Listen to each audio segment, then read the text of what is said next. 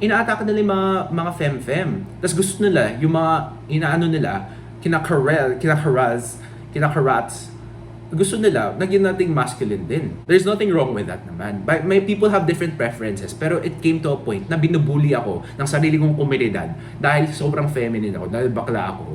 'Di ba? Eh kayo naman tinaghanap din kayo ng tite! Ayun, galit na ako. Alam na ninyo sasabihin ko, no? Brad, walang ganyanan. Ang problema mo sa Barbie. Ha? Ha?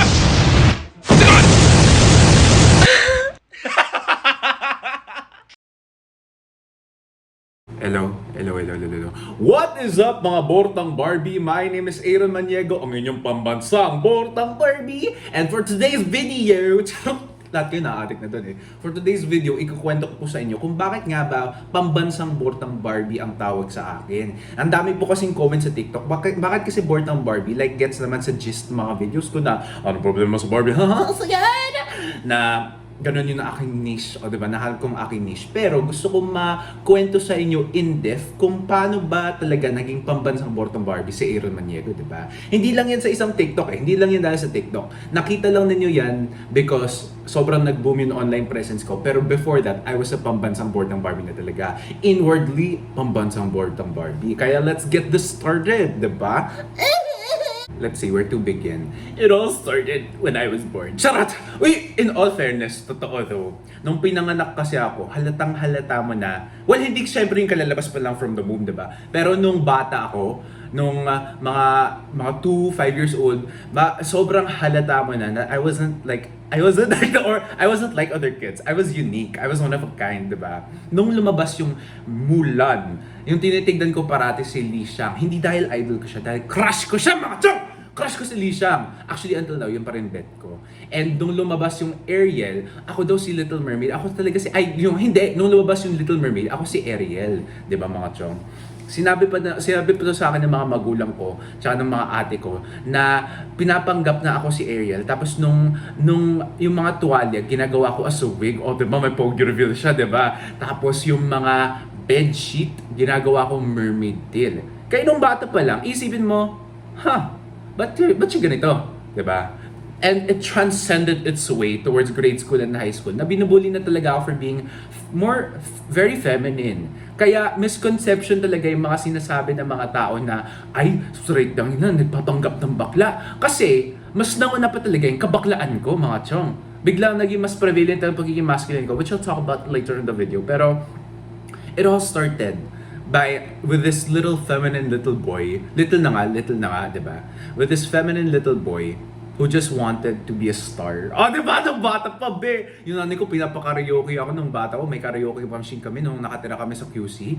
Kaya, naka-ingrown na talaga sa akin ang ganitong career, Jay. And, yun.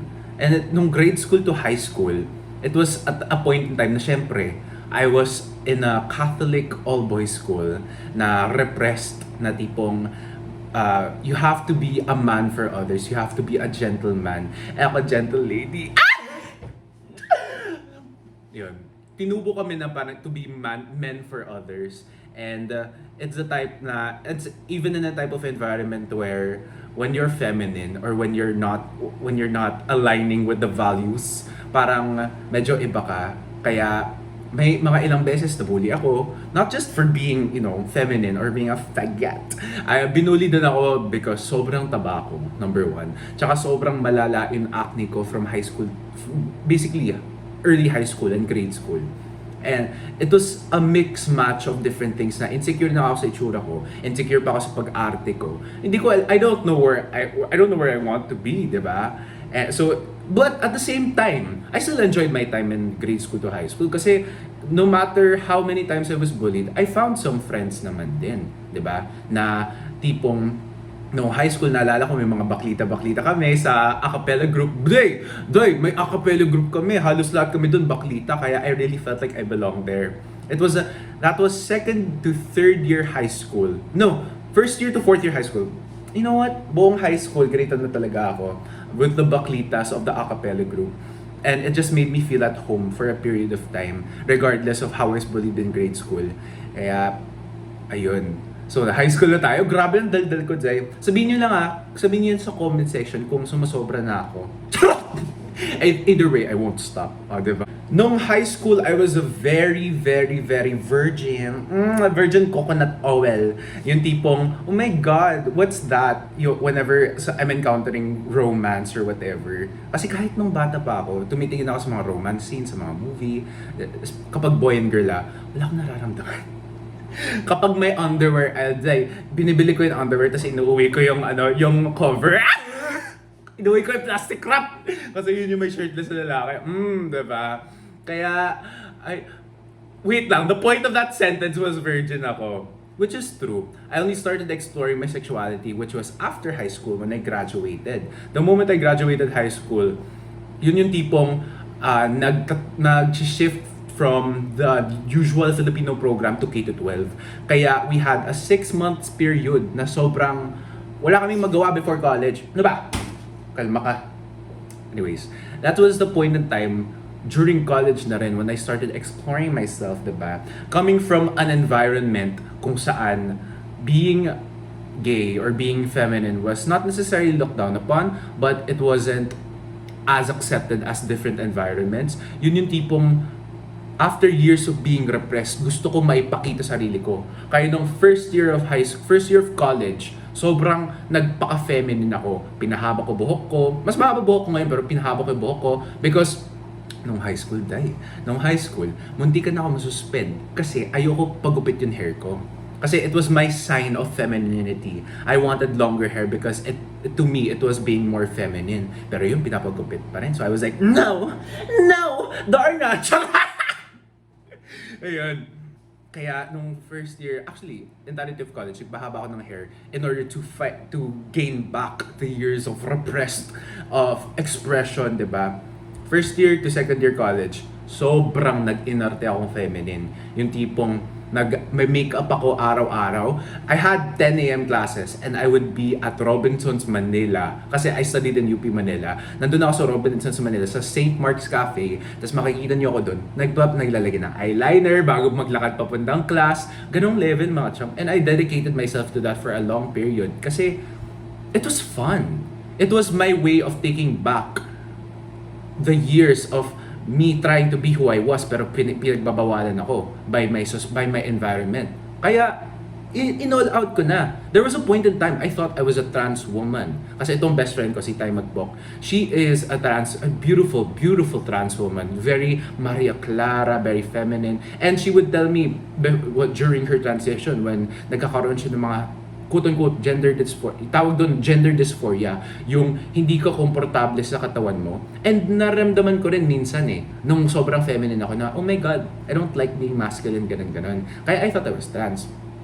Pero, come to a point na it was second year to third year college, dun na ako nakatira sa isang kondo sa Malate, mga chong. Yan na yung pinakamalala. Sorry part ng video!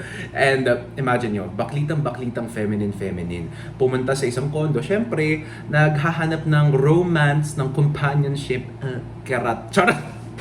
Naghanap yung baklita na yung ganun. Pero, na-encounter ng baklita na yun is even worse discrimination from the community that he is actually a part of compared to when he was back in high school. Yung tipong binabully. Nung high school, grade school, binabully, Gaylord, gano'n. Like, just names. Pero nung high school, nung college, ano ba? Ang dapat kong nung college, yun yung tipong, when I started living in a condo, and I started downloading dating apps like Tinder, Grindr, Bumble, na I was discriminated against by my own community, by the gay and bi community, because I was very feminine. Dito sa Pilipinas, mga chong, when you're feminine, parang comic relief ka lang, parang comedic character ka lang, parang parodorista ka lang, parang dun ka lang mapapadpad. And it translated in a way na because nagme-makeup, yung nagsisend ako ng pictures, parang naka-makeup ako, naka-ganon. I did a video na parang how to smile like a tita. Ganon yung pag-smile ko. Tapos yung mga comment sa akin, kadiri ka, walang magmamahal sa'yo. There was a point in time, meron isang film, naalala ko pa yung mukha ng film na yan Nagsend ako ng pictures, sabi niya, ang pangit mo, magpakamatay ka na. So, granted, I was 19, 20 years old. Imagine that, batang-bata pa ako. Well, bata pa naman ako rito. Pero nung mas bata pa ako, na-confront ako with that scenario when I was just trying to live my truth. Siyempre, sobrang na-depress ako doon, na-affect ako. Kaya in translation, word of the day natin, in translation mga chong. Hindi ko alam kung saan yun napadpad, pero for today's video, yun yung magagawin natin. Kaya, from being hyper-feminine, nag-inerte na akong hyper-masculine. In order to, yun, number one reason ko before, yun yung nanguna was to seek companionship and to get attention from the boys, diba? Kasi when you're feminine, sobrang bakla ka, pampatawa ka lang. And you're only seen as attractive. You're only seen as a love interest. Kapag nag-inarte kang lalaki, when you're conforming with what society deems as heteronormative, di ba? And that's what I really hate about our society, na tipong kailangan lalaki, especially sa gay community dito sa Pilipinas, there's a number of group like that na yung mga kloseta, yung mga hindi pa nag-out, or yung mga tipong nagdi-discriminate lang talaga against feminine people na inaatake nila yung mga fem-fem. Tapos gusto nila, yung mga inaano nila, kinakarats, gusto nila, naging nating masculine din. And they're, like, at a point in time, and in context, and objectively, there's nothing wrong with that naman. But may people have different preferences, pero it came to a point na binubuli ako ng sarili kong komunidad dahil sobrang feminine ako, dahil bakla ako. 'Di ba? Eh kayo naman tinaghanap din kayo ng tite! Ayun, galit na ako. Kaya ayun, nung second year to fourth year college, ano ba? I'm getting my timeline wrong. Third year to fourth year college, yun yung tipong from hyper-feminine, I transcended into becoming hyper-masculine. Yung tipong I started working out sa gym namin sa UP Manila. Tapos, ano pa, nagpapatubo ako ng bigote. Tapos, yung mga, pinalit ko yung boses ko. Mas ginawa ko siya masculine, parang, dude, par, uy, what are you doing here, guy? Basically, Konyo boy. That was from the feminine blonde little faggot, naging masculine konyo boy na F-boy na pumaparty parati, because that's what the people who I wanted to impress at the time wanted. So yun unfortunately that's how I ended up being hyper masculine, 'di ba? Pero still, it wasn't enough. It's not enough, 'di ba? Kahit nung sobrang masculine ako and I was getting the attention of the boys already, use your alcohol by the way. Nung nagkakaroon ako ng attention from the boys, still wasn't enough. I still got hate comments sa tipong, ay, ang pangit mo. Parang, so ito na nga pinaghihirapan ko ng sarili ko, hindi pa ako enough.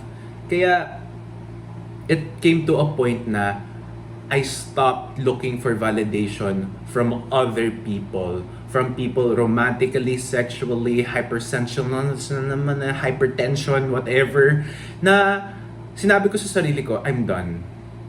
Pero, here's the pero. When I explored my masculinity in pag-workout, I liked it. I like being masculine. I like being borta. That's why nagpapakalakan ng katawan ngayon, di ba? And that also became a part of me. Pero after I gave up on trying to impress other people, it made me realize na merong taong dyan sa mundo na magmamahal sa akin for who I am. Be it hyper-feminine, hyper-masculine, as long as I am me, may taong dyan magmamahal sa akin. Hindi ako magiging loner forever. And that gave me hope. And at that point, nagkaroon din ako ng relationship for 11 months. Kaya, ayun, after I became hyper-feminine to hyper-masculine through college, yun yung na-realize ko, I am a mix between both worlds. Diba nga sabi nila, gender is a spectrum. Yung expression mo rin sa sarili mo, pagiging masculine and feminine mo, it's also a giant spectrum where you can lie yourself in between. It depends on the day, depends on the time, it depends on what you want. Diba? Kaya yun yung nagiging image ko, tsaka yun yung nagiging message ko sa mga tao, na pwede ka maging baklita, pero pwede ka rin maging masculine. Pwede ka rin maging lalaki, pero kaya mo rin i-express yung femininity mo. Pwede mo rin i-express yung vulnerability mo, di ba? Hindi yung tipong porket lalaki ka, kailangan matatag ka, tsaka malakas parate. Hindi porket baklita ka, kailangan mahina ka parate. There is strength, and there is a form of softness that everyone needs to have. in order to realize themselves as a human being. And the way I did that was exploring myself, trying out different things, working out, putting on makeup, cross-dressing, doing drag, everything. And that's what I want for you, the viewer. Diba? Learning lesson, Jai. That's what I want you to learn din. Na as long as wala kang tinatapakan, as long as walang nasasaktan sa mga pinaggagawan mo, as long as truthful ka sa sarili mo, gawin mo lahat ng gusto mo. Diba? At the end of the day, the only person who has got your back is you. Kasi there might be hundreds and millions of people out there who will serve you, pero at the end of the day, ikaw na lang mananatili, 'di ba? Kaya mahalin mo ang sarili mo. And a way for you to find that love is to explore and be adventurous and try different things. Do not limit yourself to something just because society is telling you otherwise. Society is telling you ganito ka. Do not limit yourself into saying na, ay, kasi lalaki ako, kailangan ganito ako, dapat hindi ako umiiyak. Or dahil kasi baklita ako, hindi ako pwede mag-enjoy ng mga iba't ibang bagay. Hindi ako pwede maging main character. Yun yung gusto ko para sa inyo, mga baklita dyan. Gusto ko isipin na ninyo, hindi lang kayo isang sidekick. Gusto ko isipin ninyo na kayo yung main character sa mundo ninyo. Sobrang over na yung over na yung notion na yung mga baklita gay best friend lang sa movie, na doon lang siya sa side habang yung main cast sila yung nag-rise. Hindi. The time for you is right now. Anyways, the story continues on after college. Yung tipong confident na ako sa sarili ko, okay na ako being masculine and feminine, pero nung nagka-pandemya naman, here's the thing. I studied BA Organizational Communication from UP Manila, and I was supposed to go to events management. Dapat events manager ako, Zay. Ako yung gumagawa ng mga concert. Yun yung dream ko dati. Pero nagka-pandemya, nawala yung events. Kaya I had to think a long periodically time. Noong 2020, wala akong masyadong ginawa. I started a business that is on hiatus. It's Universa. Pero I put it on hiatus right now kasi may ibang priority ako. Pero at the point in time, I was thinking to myself, oh my God, ano gusto ko gawin? I took masters for a period of time, girl. And it was international relations because inisip ko, ay baka pwede ako maging ambassador. Me? Geopolitics? Like, girl! I didn't last for 2 months. And it was through TikTok that I found myself again. Nung pandemya, sobrang na-sad din ako. Pero at the same time, I grew as a person. I started working out more. Like, every day ako nag-workout, not just like a few days a week. Tapos, nung TikTok, napakita ko sa mundo yung tao, yung journey ko. And all of you like that. And I'm so grateful. Kaya nagpapasalamat ako sa inyong lahat na nakikita ninyo itong baklitang borta na to. Tsaka nare-resonate kayo. Tsaka nakikita ninyo mga experiences ninyo with me. Yun naman din talaga gusto ko, yung makatulong. Hindi lang because ako yung tipong parang gusto ko i-express sarili ko sa buong mundo. At the end of the day, nung nagkaroon na ako ng plataforma, nagkaroon na ako ng pangarap na mag-inspire, mag-educate, not just entertain sa mga baklitang katulad ko. Kaya nga sinasabi ko sa mga interview, my content is technically a love letter to my past self, saying na it's going to be okay. You are perfect the way you are. Explore different things. Diba nga, yung learning lesson natin kanina, nag-rant ako ng sobrang malala. Learn, explore, be adventurous, be who you are. I'm here for you. Diba? Kaya, it was also through TikTok that I found that being BORTANG BARBIE is good. Good! Diba? 5/5 Michelin stars. Ito yung tipong na I found out that a lot of people resonate with that. A lot of people are entertained with it. Kaya nagpapasalamat talaga ako sa inyo. And I see myself doing this in the long term.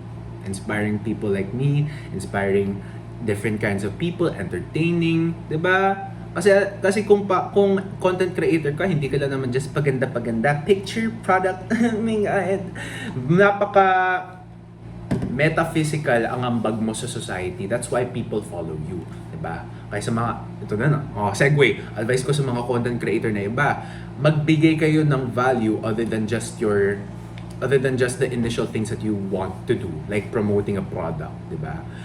People follow you because either they want to follow your lifestyle, they want to copy your lifestyle, or they're entertained by you, or they're inspired by you, or not. They feel emotions because of you.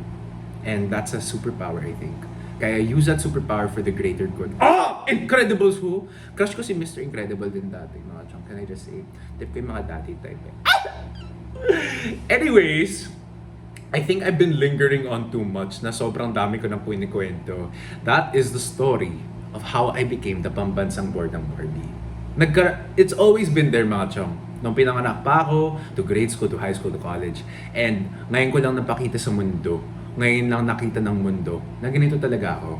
And that's okay. And that's fine. Yung sinasabi ko parate, yung mga LGBTQIA+ community natin, we should not accept tolerance. We should not accept just acceptance. We want to be, no, we should accept acceptance, of course. Pero yung gusto natin, to be accepted and celebrated, to be normalized. Hindi yung tipong, I support you, na tinitingnan pa rin tayo as some sort of outlier, some sort of minority group.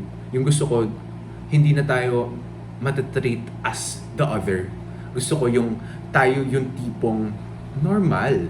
Yung ginagawa natin normal. Hindi siya BL na film na separate na genre kasi dalawa na lalaki yung lead. It's a romance film. It's just two boys, 'di ba? Yun yung gusto kong mangyari sa mundong to. And I thank you! And that's about it for today's video. Maraming salamat po if you stayed the entire time. Mag-comment kayo dyan sa comment section kung anong gusto ninyong content palaman for me next. Kasi madaldal talaga akong tao, mga chong. Lahat na lang kakwento ko. Open book ako, di ba? And don't forget to subscribe to my YouTube channel because dito po ako namamonetize. Dito po ako nakakabayad ng aking renta. Thank you so much for supporting. And I'll be back for tomorrow. I've been trying to do everyday vlogs na mga chong. Yung tipong, everyday, araw-araw, malamang. Kaya sana masupportin niyo ako. Thank you again. Subscribe kayo. Kiss ko kayo dyan. Yeah!